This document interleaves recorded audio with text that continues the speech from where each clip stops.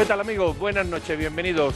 Hoy es domingo 1 de octubre. Empezamos el mes de la Revolución, después del mes de la Independencia, y aquí estamos, como siempre. Nos acompaña un invitado de lujo, don Carlos Mendoza, con quien vamos a platicar.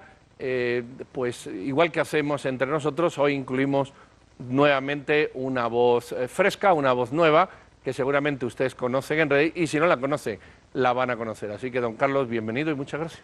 Buenas noches, Pedro. Buenas noches, Claudia. Gracias por la invitación. Hola, ¿qué tal, Carlos? Bienvenido acá con Criterio. Juan Luis se conecta desde México, en donde se encuentra la distancia. Bienvenida a toda la audiencia de Con Criterio a la edición de este 1 de octubre. Feliz día para todos los niños. Feliz día para todos ustedes que están allí sintonizándonos cada domingo como hoy. Muchas gracias por permitirnos estar en su casa, en sus pantallas. Bienvenido, Juan Luis, ¿cómo estás? Buenas noches, televidentes con Criterio. Gracias por acompañarnos hoy. Bienvenido a Carlos Mendoza, que está con nosotros, como bien dicen Claudia y Pedro, para sumarse a esta conversación que se produce en el primer día del mes de octubre. Arrancamos el mes de la Virgen del Rosario y el mes de la Revolución, ya lo identificó bien Pedro, y lo arrancamos con, bueno, Guatemala es un país de situaciones tumultuarias. Lo arrancamos con la discusión en torno a esos allanamientos que ha desarrollado el Ministerio Público y esa requisa que ha hecho de las actas de las mesas de las urnas electorales que se encontraban en resguardo del Tribunal Supremo Electoral. Los fiscales y la policía han preferido pasar por encima de los magistrados del Tribunal Supremo Electoral y hacerse de esas actas, a pesar de que la custodia se encontraba legalmente en manos del Tribunal Supremo. Bueno, yo creo que el Ministerio Público lleva haciendo actuaciones de difícil comprensión desde la primera vez que allanó o emprendió alguna acción contra los magistrados del Tribunal Supremo Electoral. A partir de esa primera vez vinieron otras, creo que esta es la cuarta ya, quizás dando perdido, pero por lo menos de tres recuerdo, la del Parque La Industria, en la que concurren dos cosas. La primera, unos allanamientos en búsqueda de no sé muy bien qué, teniendo en cuenta que los resultados electorales, en mi opinión, están más que aceptados por el 99% de la población, guste o no, haya usted votado o no a Semilla, eso no es el punto, certificados por las autoridades correspondientes y sostenidos por una ciudadanía activa que participó en ello y de la que no hay que dudar. Con lo cual, cada vez se entiende menos, al principio se entendía poco, creo que ahora se entiende menos, la búsqueda de actas o de cajas para no sé muy bien qué. Y evidentemente todo eso genera la reacción de rechazo que tú has apuntado. La pregunta que yo lanzaría aquí, para concluir mi comentario, es si realmente las ramas nos impiden ver el bosque. Es decir, ¿está el Ministerio Público buscando algo relacionado con el conteo electoral? Que yo creo que no hay duda, es decir, nadie tiene duda de que los resultados son los que son. Puede haber un error, más o menos X votos, pero son los que son. ¿O está buscando otra cosa? Ahí dejaría yo la cuestión para que todos opinemos. A ver, don Carlos, ¿qué piensa él? Si pues, puede resolver esa pregunta de Pedro o cuáles son tus apreciaciones.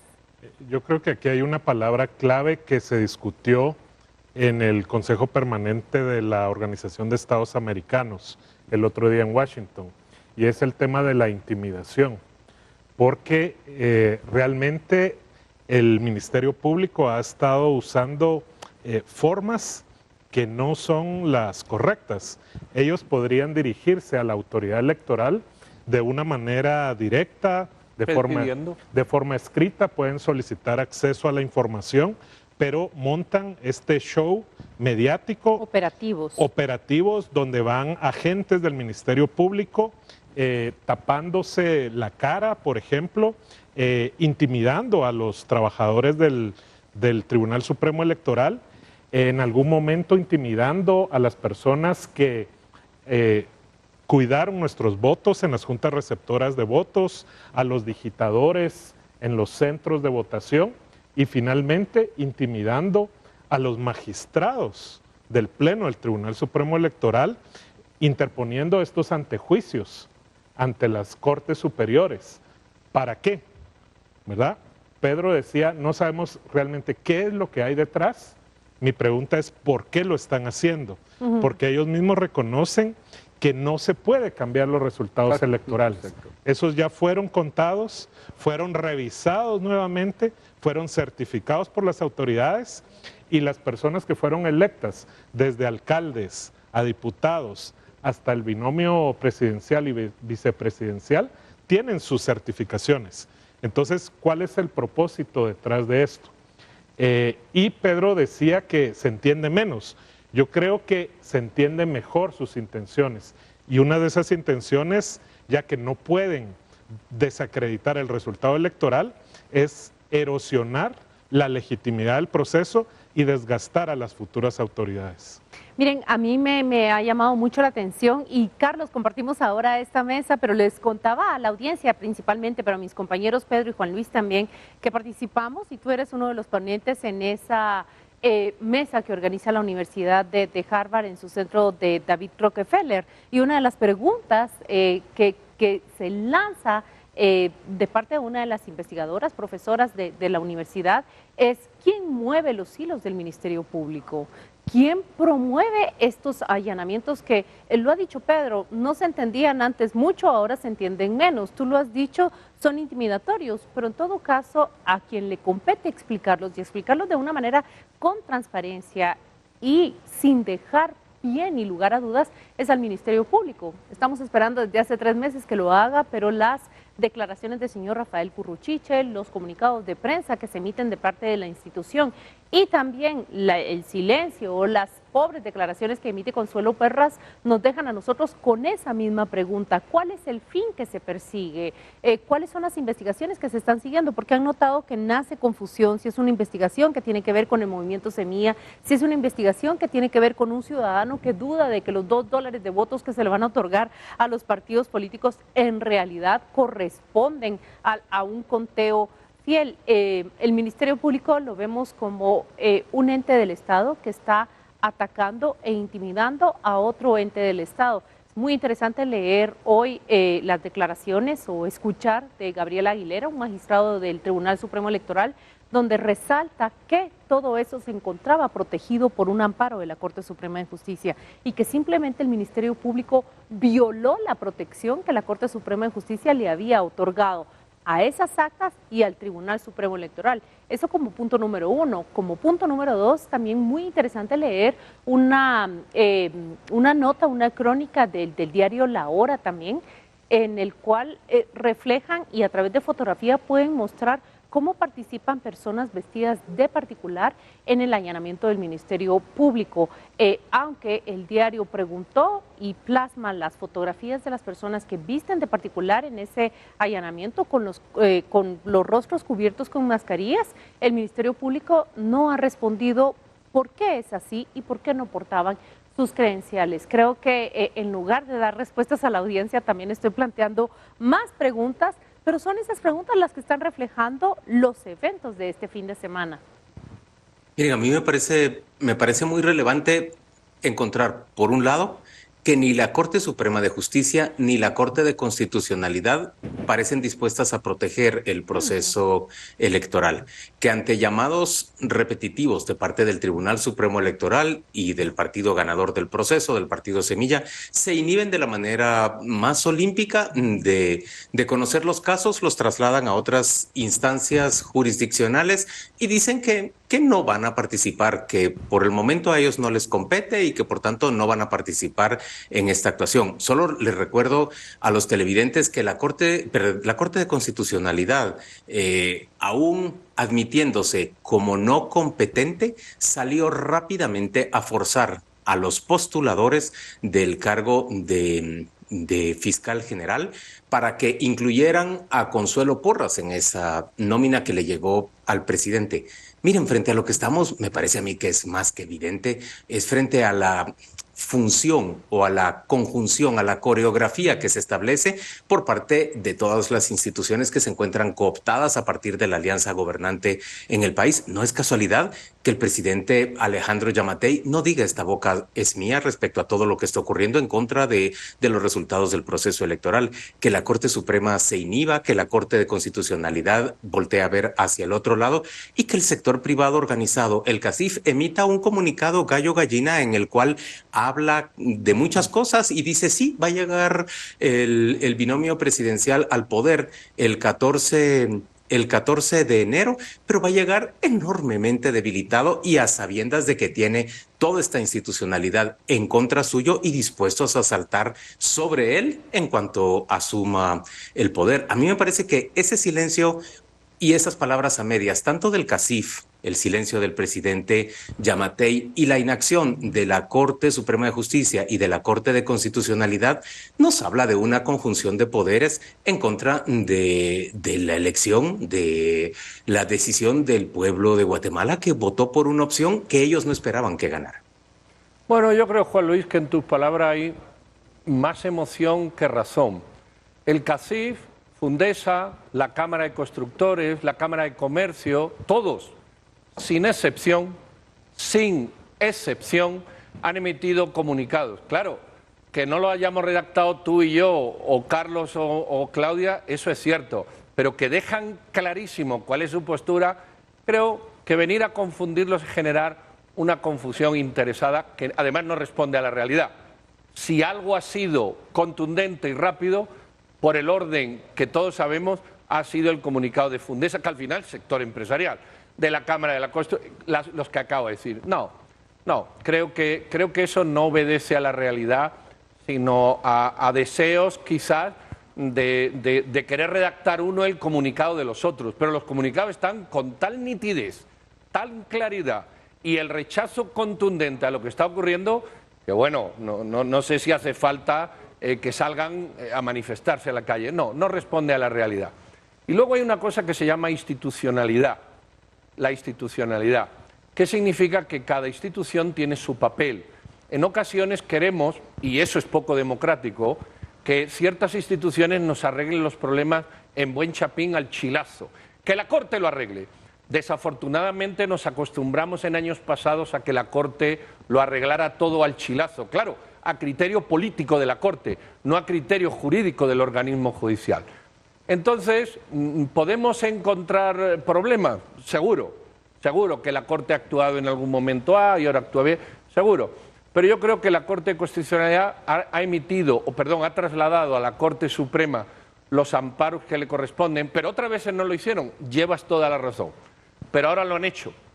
Y es la Corte Suprema o las salas que corresponden las que tienen que mojarse, porque esto es un tema de institucionalidad, no de dictadura de la Corte de Constitucionalidad, como estábamos acostumbrados en otra época que la Corte de Constitucionalidad dijera hasta qué había que hacer en los reglamentos de ciertas leyes.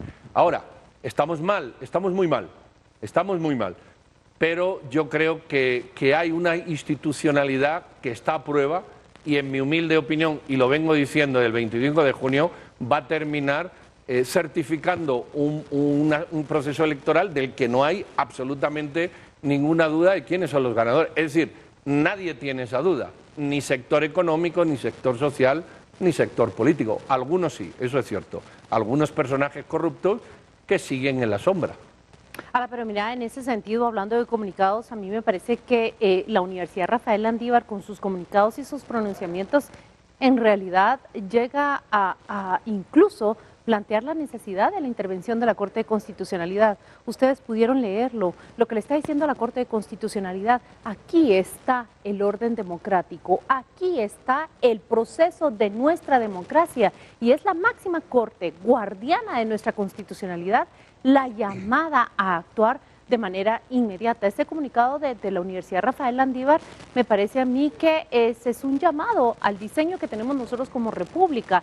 ¿Cómo no le correspondería a la Corte de Constitucionalidad intervenir de inmediato de una emergencia si, como dice esa universidad, es en estos momentos en donde deben ser los garantes y los protectores, la primera línea o la última línea de la democracia, pero simplemente no han jugado el papel y han girado un trámite que se va hacia la Corte Suprema de Justicia, una Corte Suprema de Justicia que tiene ya casi el doble de tiempo prolongada en sus poderes, una Corte Suprema de Justicia que se encuentra bajo un cuestionamiento de cerrar filas con Consuelo Porras, la fiscal general del Ministerio Público. Entonces, creo que al hablar de comunicados, ese llamado de urgencia que emite la Universidad Rafael Landívar te deja muy bien claro por qué sería la máxima corte la llamada a intervenir. En cambio, simplemente le ha tirado la papa caliente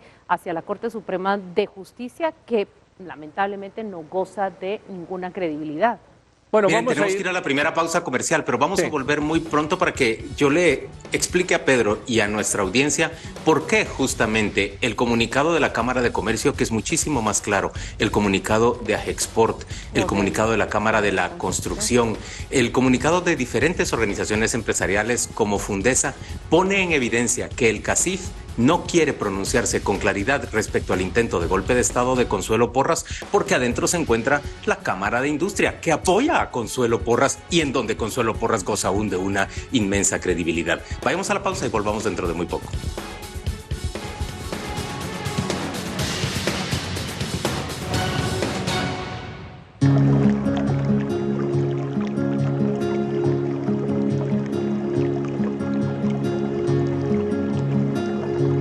Buenas noches a todos ustedes y bienvenidos a esta cápsula sobre su salud. Hoy le damos la bienvenida al doctor Estuardo Carrera Brolo. Él es médico y cirujano especializado en ginecología y obstetricia. Gracias, doctor, por acompañarnos. Claudia, es un gusto saludarles y poder compartir con criterio. Doctor, escuchamos hablar de la menopausia y conocemos qué es, una idea general tenemos, pero ¿qué pasa en las emociones y qué pasa en la salud mental y emocional de las mujeres cuando empiezan a padecerla?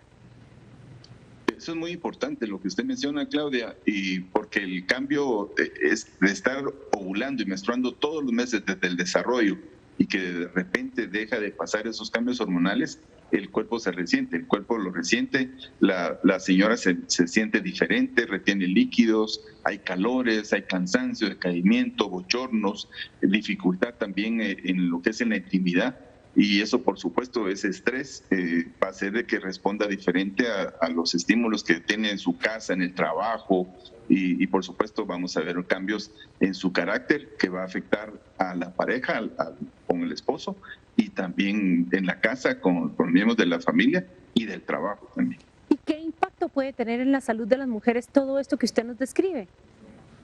Es un impacto que puede ser muy alto, puede generar problemas en la intimidad, puede generar problemas en la relación familiar y también problemas en la relación laboral.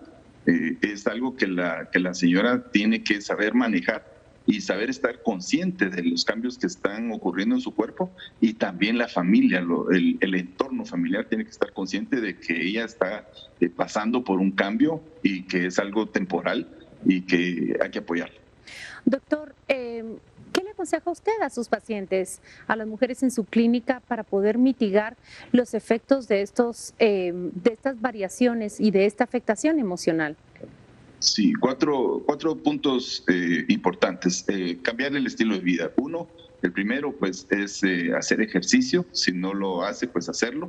2 es tomar bastante líquido, bastante agua, pero me refiero a agua pura, no aparte del café y gaseosas o refrescos que pueda tomar. El ejercicio que decía, el agua, la dieta, una dieta adecuada, y en cuarto punto, que no por ser el último, el menos importante, es usar el Menozan. El Menozan es una alternativa que tenemos de laboratorios Himalaya en las farmacias en Guatemala, que se toma una en la mañana y una en la noche, y eso evita que la mujer tenga que usar un sustituto hormonal que lleva serias complicaciones. La situación con Menozan no tiene ningún efecto colateral. Muchas gracias, doctor, por este tiempo con nosotros. Le deseo una feliz noche y un buen lunes para mañana. Igualmente, Claudia, y a todos con criterio, un saludo. Gracias, doctor.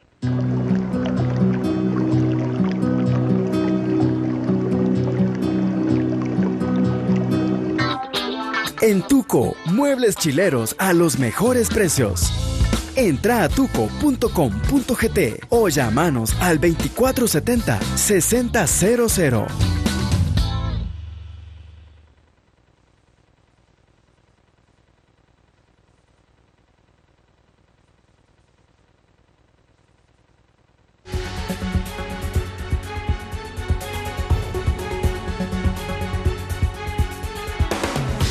Muy bien, aquí estamos de regreso. Don Juan Luis quería tomar la palabra.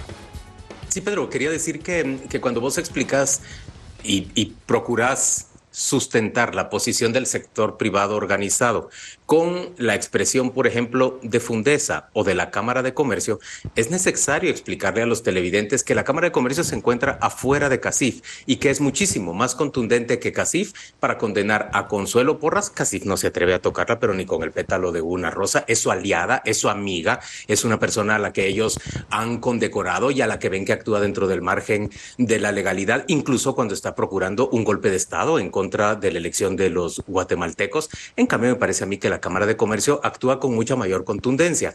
Que Fundesa, que no depende justamente de una autorización, por ejemplo, de la Cámara de Industria que está adentro de CACIF, puede hablar con mucha mayor contundencia. Que en el Foro Guatemala, del cual es parte CACIF, el propio CACIF se inhibe de firmar el comunicado en el general. cual con toda claridad se pide que la Corte de Constitucionalidad, igual que lo hacen los obispos, resuelvan esta causa. Pero miren, Carlos, Claudia y Pedro, yo lo que veo es que se está configurando un panorama en el cual, francamente, el presidente electo tiene que darse cuenta que no cuenta con el respaldo y que no puede contar con un sistema de legalidad. La Corte de Constitucionalidad no va a amparar el régimen constitucional en un gobierno de Bernardo Arévalo, como lo está demostrando en este momento al querer avalar con su inhibición, con su no actuación, lo que está haciendo Consuelo Porras. Que la Corte Suprema de Justicia es parte, por supuesto, de este esfuerzo por sabotear cualquier posibilidad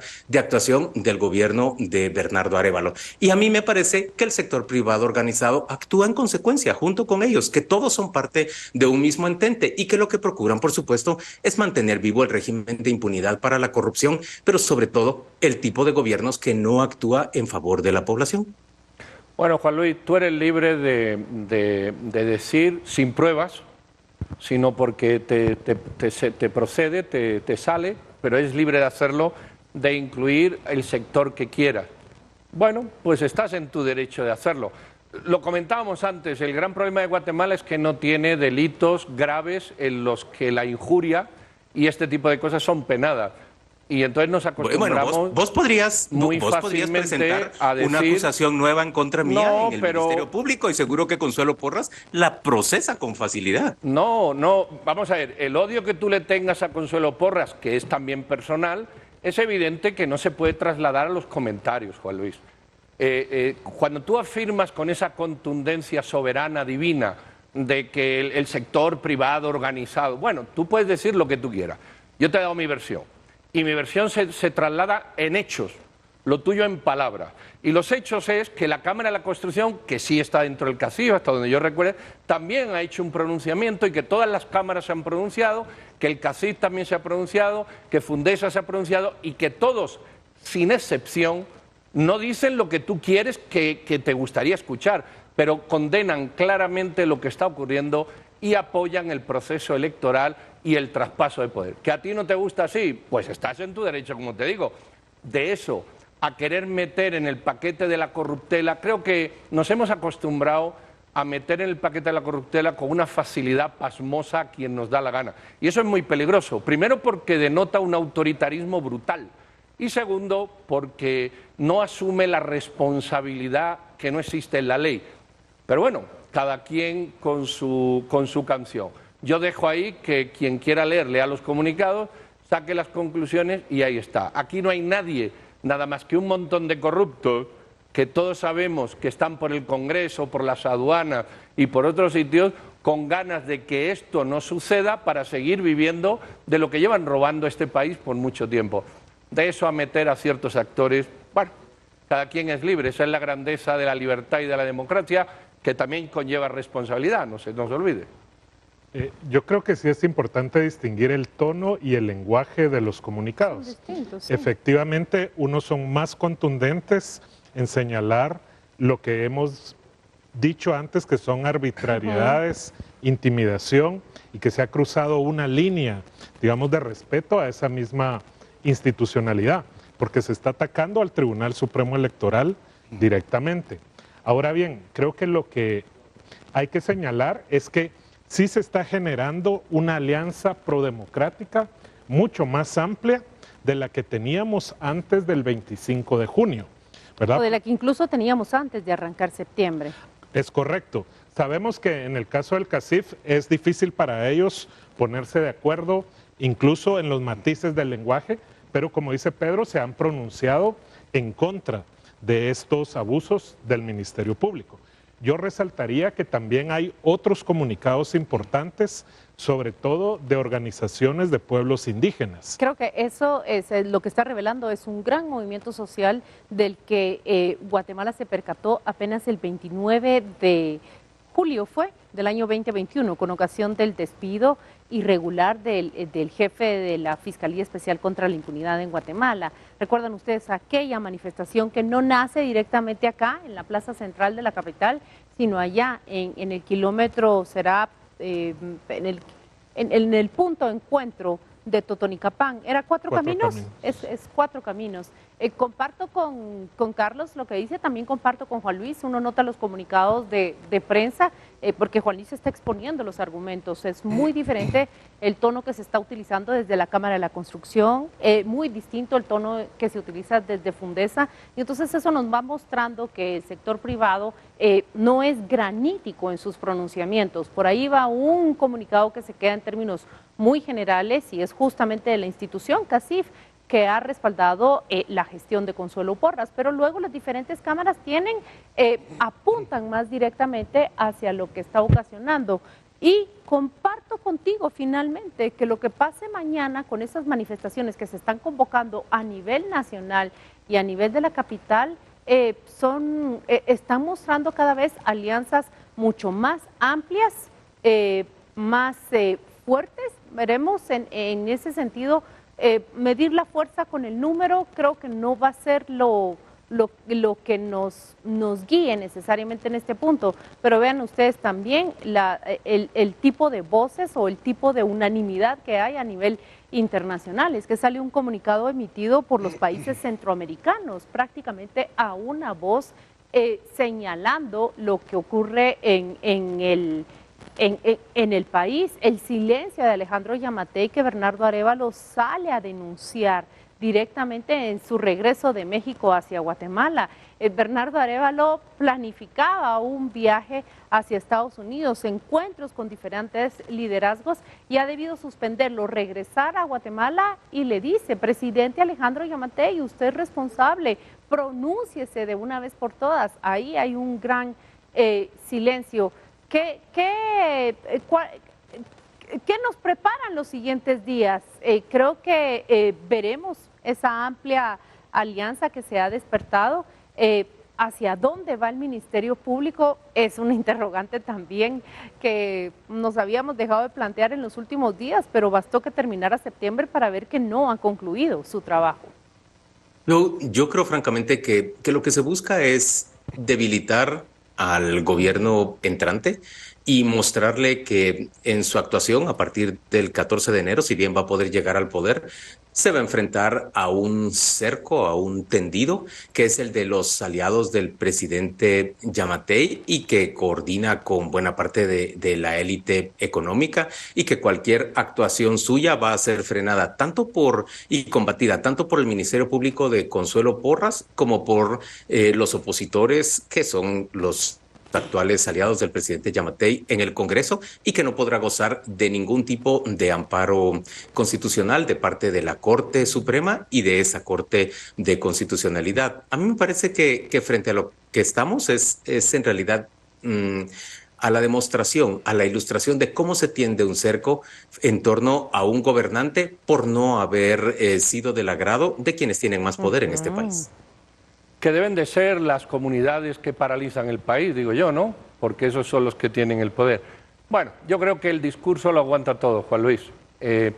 ¿Sabes a quién extraño yo? Yo extraño a los partidos políticos que no se pronuncian, los liderazgos de los partidos políticos, de los del régimen y de esos que se llamaban antirrégimen, que no dicen nada, de un Congreso que Pero no... Pedro, yo sí he visto la comunicación del Movimiento para la Liberación de los Pueblos, MLP, Cabal, de WINAC. Vox Sí, y de te Cabal. refieres Esos al mismo 4 partido partidos. que firmó la ley de amnistía, ¿no? Sí, yo entiendo. Quizás no se dio cuenta la diputada Cabal, y ahora, perdón. Cabal ha emitido un Yo comunicado. sé, Cabal lo ha directo. hecho. Yo no he WINAC visto. también. ¿URNG la has visto? WINAC también. No, yo sé. He visto Si también- alguno lo habrá comunicado, Hace pero yo no he visto falta. en el Congreso. Vamos a ver. En todos los regímenes, el Congreso es donde se expresa la voluntad popular. El Congreso, sea un régimen parlamentario, sea un régimen presidencialista. Aquí hay un Congreso en el que no existe el debate, las propuestas, ni siquiera la acometividad de los partidos políticos en llevar este tema a la discusión, sino que sencillamente se soslaya. Y de Entonces hecho, queremos que lo arregle la Corte de Constitucionalidad, que es política, porque nos acostumbramos en épocas pasadas en que desde una dictadura de la Corte de Constitucionalidad se arreglaba todo. Nos acostumbramos a eso y pensamos que eso era republicano y democrático y eso era dictatorial. Pero como nos hemos acostumbrado al tema dictatorial, pues nos gusta el autoritarismo de la Corte y le echamos la culpa a la Corte de que no hace lo que no tiene que hacer. Porque no es labor de la Corte de Constitucionalidad el sistema judicial. De hecho, la Corte de Constitucionalidad ni pertenece al sistema judicial. Entonces, queremos que lo político arregle lo judicial, eso sí, como nos gusta. Porque si lo arregla como no nos gusta, vamos mal. Y justo lo que criticamos que hacía la Corte antes, queremos que lo haga la Corte ahora. Venga, hombre, así no podemos ir a ningún sitio. A ver, televidentes con criterio, solo pregúntense ustedes. ¿A ustedes les parece razonable que se considere dictatorial una resolución de corte que se supone que es un órgano colegiado que se encuentra en la cúspide del sistema legal del país? Eso no puede ser considerado dictatorial. Dictatorial sí fue, o por lo menos autoritaria sí fue, la forma en que se terminó coordinando la expulsión de la única persona que no iba a cantar en el mismo coro de los oficialistas. ¿Y eso no lo hizo la Corte? ¿O ya la Corte, eso ya no gusta? Para que Gloria Porras no pudiera, por ejemplo, expresarse en un punto como el que hoy estamos viendo, en el cual la Corte de Constitucionalidad con su inacción avala a la fiscal general, pues justamente para eso se le expulsó. Pero otra vez tenemos que ir al corte comercial. Pero oye, eso que hizo la Corte, eso que acabas de decir, eso sí es dictatorial, ¿eso no se respeta ya? Bueno, se respeta porque es lo que ellos han decidido. Claro, como no gusta, se no, critica, Pedro. Y como gusta, así no vamos como país a ningún lado. A ver, Pedro, como no vamos a ningún lado, es con la concentración de poder que se ha avalado durante todo el gobierno de Alejandro Yamatei. Lo que no gusta realmente es que se desvirtúen las formas republicanas de resolución de los conflictos. Pero las Cortes están llamadas justamente a resolver aquello que los ciudadanos pues acuden a ellas para presentarles y pedirles que tomen una decisión. Vayamos a una pausa comercial y volvamos. Pedro dice que es mi odio hacia Consuelo Porras el que se transmite en mis críticas hacia el Ministerio Público. Bueno, lo dice un oyente, ¿verdad? No lo digo yo. Creo que no es... No, lo dijiste vos, pero... Sí, pero no leyendo a un oyente. Creo que no estoy solo, creo que hay muchos guatemaltecos que tienen animosidad hacia Consuelo Porras y una visión desfavorable hacia ella. Claro, hay otros pocos que la quieren mucho.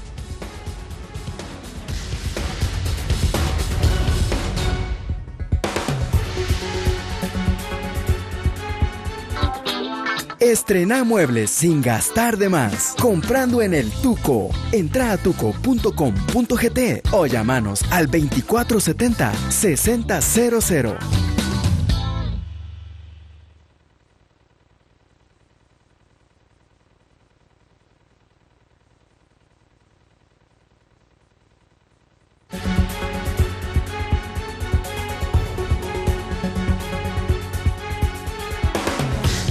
Muy bien, de regreso, don Carlos, ¿tú qué opinas de todo esto?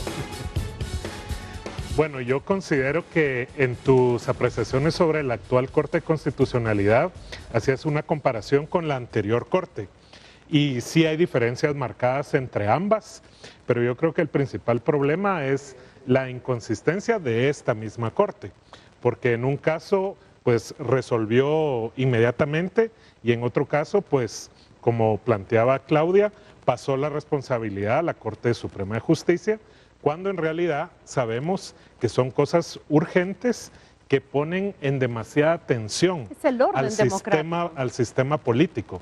De hecho, Juan Luis usaba una analogía de que se está poniendo de alguna forma un cerco a las posibilidades de gobernabilidad del próximo gobierno. Yo lo veo un poco más dramático. Yo veo que lo que está ocurriendo es que se están enfrentando dos trenes que pueden chocar, que es toda la coalición prodemocrática que se está formando y que es mayoritaria, y creo que ahora vamos a comentar un poco la encuesta de Sid Gallup, y esa nos da números de quienes están a favor de la coalición democrática y quienes están a favor de la coalición antidemocrática.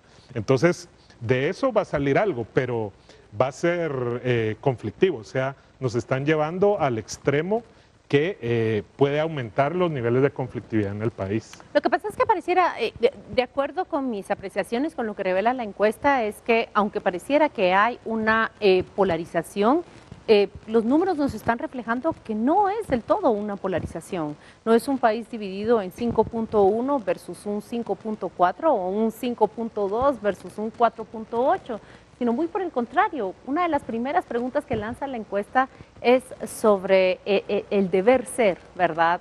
¿Debe Bernardo Arévalo asumir el 14 de enero, sí o no? Y ahí hay un 82% de guatemaltecos que responde que él debe asumir el 14 de enero. Miren ustedes, hay un 10% que no sabe y no responde. Cuando uno indaga con el encuestador, mira, ¿a qué se refiere esto? Nos dice que él no sabe, no responde. Son respuestas que provienen más de áreas y zonas menos informadas, donde el encuestado va a decir, mire, yo no sé, no respondo, Bernardo Arévalo es el presidente y no sé más porque se me pregunta esto. Y en cambio es un número muy reducido de personas, ahí está desglosado, ahí lo pueden ver ustedes cómo va creciendo el no sabe, no responde, o digamos cuál es la ambigüedad de la respuesta en la medida que hay menor educación.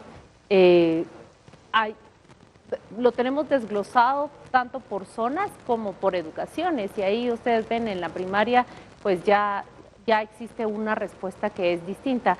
Pero me gustó cómo lo explicó el encuestador, Carlos, y lo que dice es prácticamente Guatemala quiere dar vuelta a la página de todos estos problemas que vivimos el fin de semana. Y además, la siguiente pregunta de la encuesta menciona que 3 de cada 4 de las personas entrevistadas están dispuestas a defender el voto en el caso que las Cortes decidan que Bernardo Arévalo no puede ser presidente. Entonces, esta tensión que se está generando de parte del Ministerio Público, como hablamos al inicio, que no sabemos hacia dónde va y qué fines realmente tiene, está generando un ruido y una tensión que al final nos perjudica a todos, perjudica la institucionalidad, perjudica el clima de negocios, perjudica las actividades cotidianas, porque de aquí posiblemente a las próximas semanas van a seguir las protestas y las manifestaciones. Y si te das cuenta, la actuación del Ministerio Público es el viernes, y entre el viernes y hoy domingo prácticamente todo el mundo se ha manifestado. Es decir, ha habido una convergencia del sector empresarial, ha habido una convergencia de grupos de la sociedad civil, de comunicados de organizaciones indígenas. Prácticamente en 48 horas había ocurrido, en mi opinión, lo que no había ocurrido antes en cantidad, en rapidez y en exposición de la necesidad del cambio, ¿verdad? Yo creo que eso multiplica tu argumento. Televidentes con criterio, estamos conversando sobre la más reciente encuesta de la firma Sid Gallup que difundimos en Radio con Criterio desde el pasado jueves, y es una encuesta que nos refleja pues cuál es el clima político, cuál es el ambiente que se está viviendo en Guatemala en estas últimas semanas. La encuesta, por cierto, recogió sus últimas respuestas de parte de los encuestadores el 18 de septiembre.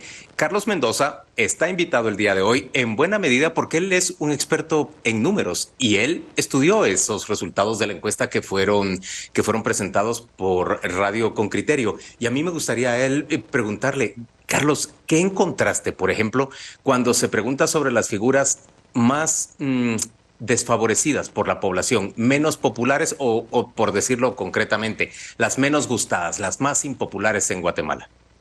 Sí, gracias Juan Luis.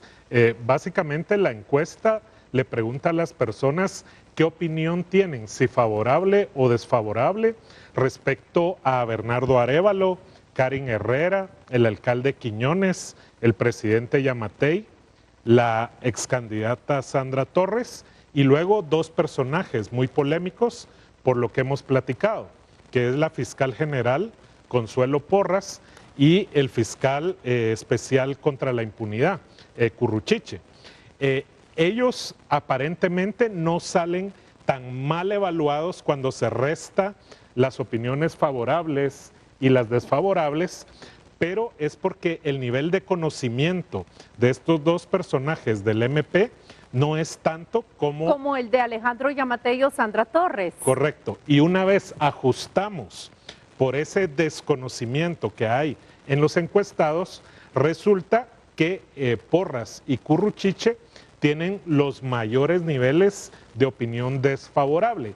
Y cuando se aplica el mismo método de Sid Gallup de restar opiniones favorables y desfavorables, resulta que Curruchiche tiene 65 puntos en contra. Negativos y Porras 61 puntos. Y esto hay que contrastarlo con las dos figuras que tienen un saldo positivo, que es Bernardo Arévalo con 62 puntos favorables y Karin Herrera con 13 puntos favorables. Entonces, la distancia entre Bernardo Arévalo y Curruchiche es de 127 puntos, de un máximo de 200 puntos que teóricamente puede existir si alguien es totalmente amado y alguien es totalmente odiado. ¿Sabes qué? Estás utilizando las palabras y a la hora de desglosarlo así, me doy cuenta que llega en literatura. Nosotros tenemos un cuadrante cuando se hace la crítica o la interpretación, ¿verdad?, de una historia. En literatura el cuadrante es de la historia, siempre tendrá sus protagonistas y siempre tendrá sus antagonistas. Prácticamente el protagonista generará en el público el amor, el gusto, el favor, pero el antagonista va a generar todos los sentimientos negativos y todas las personas que graviten alrededor, que defiendan, que ayuden a construir el antagonismo, van a cargar también con ese peso. Lo estoy trayendo de la literatura a la vida real, pero por supuesto, los cuadrantes, Carlos y yo nos compartimos sus operaciones matemáticas. Cuando me las compartía, yo decía, ¿qué significa para un país que su fiscal general llegue a ser tan rechazada como Consuelo Porras? ¿Qué significa para un país que su fiscal contra la impunidad acumule ese nivel de rechazo? Creo que es la pregunta que nosotros nos tenemos que plantear para una reflexión. Respuestas por lo menos a esta pregunta sí hay. Bueno, tienes census contrario, un alcalde capitalino que es reelecto y tiene un enorme rechazo. Y entonces uno se pregunta, que alguien me lo explique. Lo que yo no entiendo de esta encuesta es lo siguiente. El faltante hasta 100 entre favorable y desfavorable, ¿qué dijo? Y no se sabe. Pudo decir no lo conozco, pudo decir no lo opino, pudo decir no quiero, con lo cual las interpretaciones son muy distintas. Empecemos por ahí. Sí. Son muy distintas. No le quita el peso. Por eso yo me fijo solamente, no me fijo en los índices. Los índices no me dicen nada porque me falta el tercer elemento para correlacionarlo. Sí me dicen el desfavorable, eso sí me lo dice. Una persona que dice que Yamatei y Sandra Torres tienen 64% y que Consuelo Porras tienen 50%, evidentemente me están diciendo algo. Pero ¿dónde están los otros 30 que no contestaron? ¿No quisieron? ¿No conocían? Porque si no es por conocimiento, se aplica una lógica. Pero si es porque no quieren... Precisamente por eso ajustamos los indicadores para sacar de la ecuación a estas personas que no opinaron. Ahora, en el caso de Quiñones, yo creo que tiene una explicación sencilla, y es que esta es una encuesta de más de 1.200 personas nacionales. Es 1.244 personas las que han sido entrevistadas del 4 al 18 de septiembre. Sid Gallup, la consultora, es la autora de este estudio de opinión. y justamente es el juego de números el que hay que hacerlo cuando se tienen muchas más preguntas sobre estas.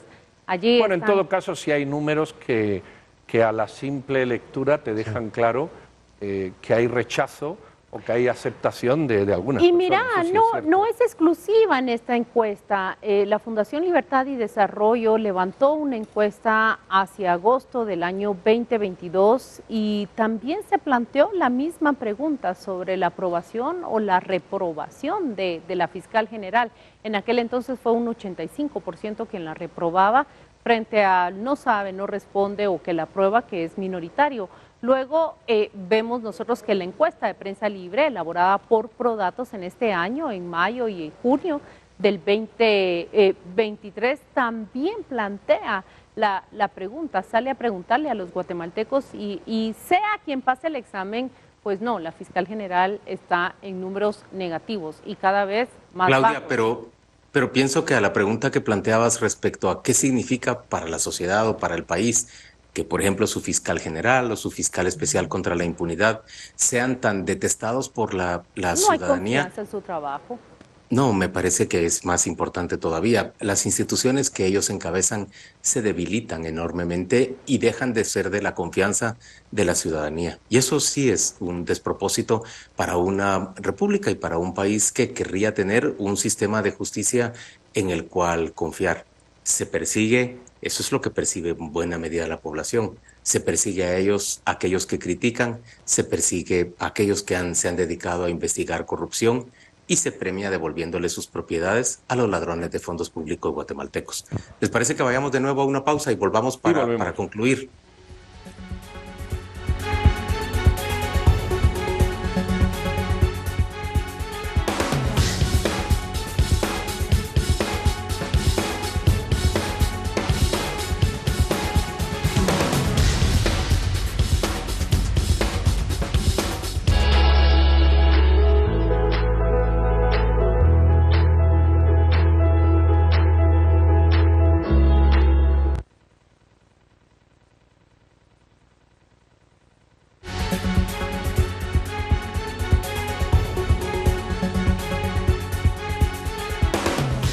Bueno, de regreso y hemos abordado varios temas con algunas reacciones de ustedes. Lo cierto es que a partir de mañana la mayor parte de organizaciones de la sociedad civil, o muchas de ellas, han convocado, bajo ese concepto genérico de paro, que uno no sabe si es bloqueo, si es manifestación, porque paro evidentemente no hay que yo sepa, pero sí va a haber manifestaciones de todo tipo contra el allanamiento del Ministerio Público a la sede del Tribunal Supremo Electoral. También ha habido condenas de muchos países que generalmente no las promueven. España ha sido uno de ellos, pero también Costa Rica, Panamá y otros, independientemente de los tradicionales de la Unión Europea y Estados Unidos, que sí lo suelen hacer. Y todo esto sí es verdad que eleva el nivel de crisis a números preocupantes.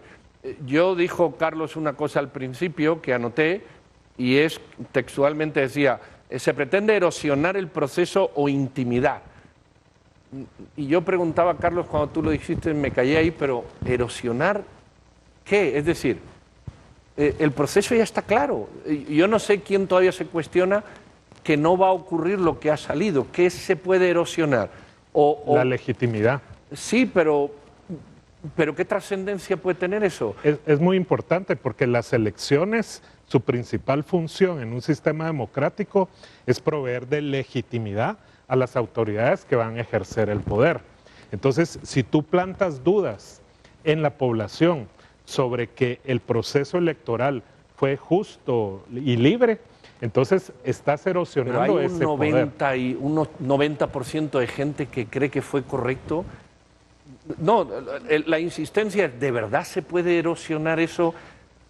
Yo sé que insisten, pero ¿qué hay? ¿Un 10% de gente que se cree eso? Es un desgaste, se erosiona un proceso porque no hay serenidad, Se dan cuenta ustedes que estamos recurriendo a instrumentos, pero la expectativa y la confianza en el nivel de negocios después de todos estos eventos que siguieron a la primera vuelta también han disminuido. Se necesita recuperar el ánimo. Lo que hay es una incertidumbre. El simple hecho que le salgas a preguntar a los guatemaltecos si debe o no asumir el presidente electo te muestra la gran incertidumbre que hay. El mismo hecho que el presidente Alejandro Yamatei tenga que prometer delante de la OEA que él va a entregar el poder y que se lo va a entregar a Bernardo Arévalo, te habla de la situación que está atravesando el país.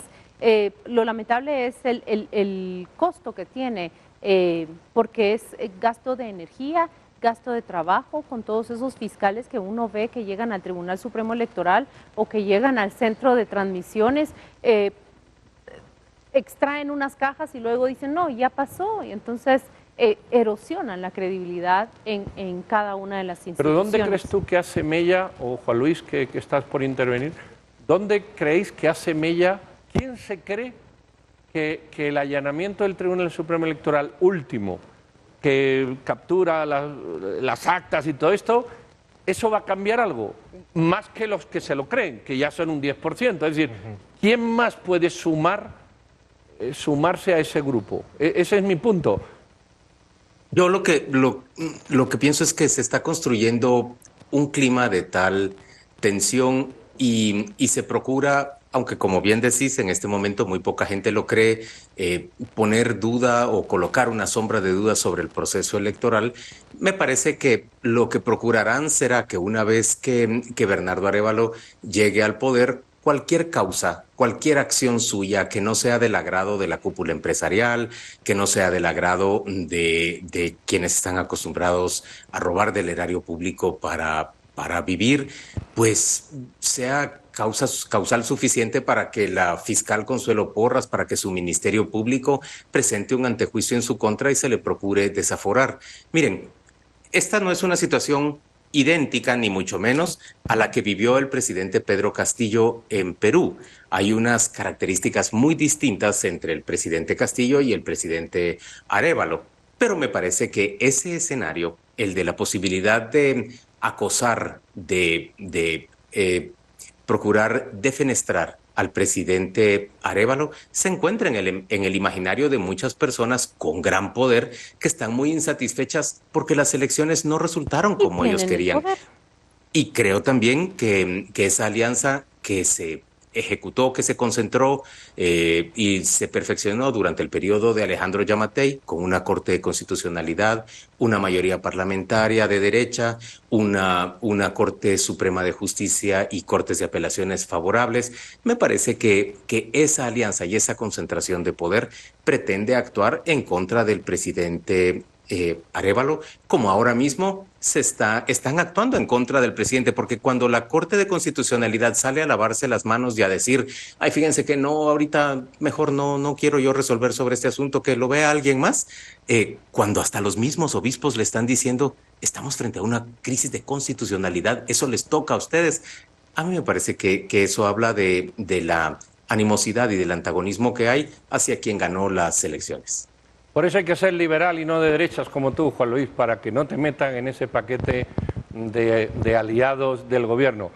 Yo cuando dices hasta los obispos se me ponen las escarpias de punta, porque los obispos en este país y en otros pues han participado en política militante y no me generan toda la credibilidad. Y tampoco estoy muy de acuerdo, y creo que el presidente Arévalo menos, en que lo compares con Pedro Castillo, que fue un golpista. No es el caso de Arévalo, que es una persona demócrata. No, aquí no está pasando lo de Perú ni lo de Nicaragua, no. Pedro Castillo fue un golpista que lo sacaron por intento de golpe de Estado. Podrás comparar si quieres a Yamatei, pero no a Arévalo, que se nos va a enojar. Aquí lo que está pasando es que hay sectores que llevan viviendo de este país, como son los sindicatos, los narcotraficantes, los que roban dinero en las aduanas, los que se gastan el dinero público, los que cobran coimas y muchos diputados que tienen plazas fantasmas y obras que saben que si entra una administración de semilla, la probabilidad de que sigan haciendo sus canalladas son muy pocas.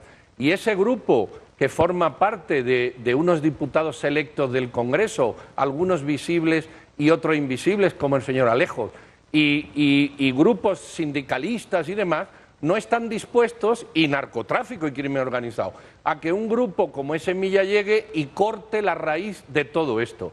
Ahí está el mal, si el mal está perfectamente identificado, ahí está el mal, porque la corrupción, quitando a esos personajes, nos perturba a todos los sectores, al económico, al social, a todos, menos al político, a algunos sindicatos, al narcotráfico y al crimen organizado. Y afortunadamente, si llega el señor Arévalo y Semilla, cuando empieza a nombrar un director de la portuaria Quesal, cuando empiece a nombrar un ministro de Salud y de Educación que confronte a los sindicalistas ladrones que todos los años nos encarecen los presupuestos, y cuando nombre un ministro de Defensa y de Gobernación que no dejen libres las vías terrestres, aéreas y marítimas para el narcotráfico, ahí hay que buscar los que van a perder. Esos son los que pierden. Ese es el grupo de activistas.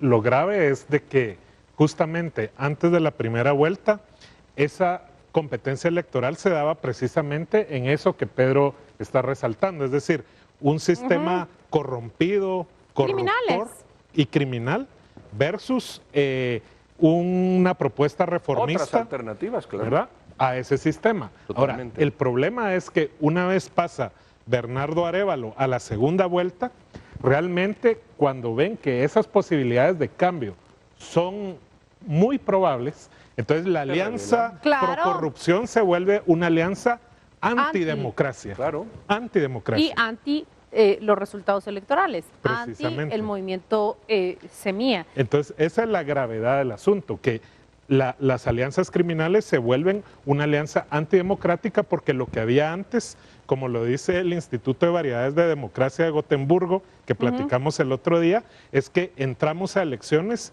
en un régimen de autocracia electoral. Claro, y que Guatemala demostró que aún con un bolsón reducido de votantes podía salir de eso, y mediante los mecanismos democráticos arrebatarle el poder a esa alianza criminal que ha gobernado y que se ha hecho más relevante, más fuerte, y que ha concentrado todo el poder en los últimos 4 años. Creo que ese es el gran desafío. La gran alianza que estaba de acuerdo antes de la primera vuelta en contra de, ahora es una gran alianza que reacciona justamente en contra de los resultados. De que no hay duda de cómo son.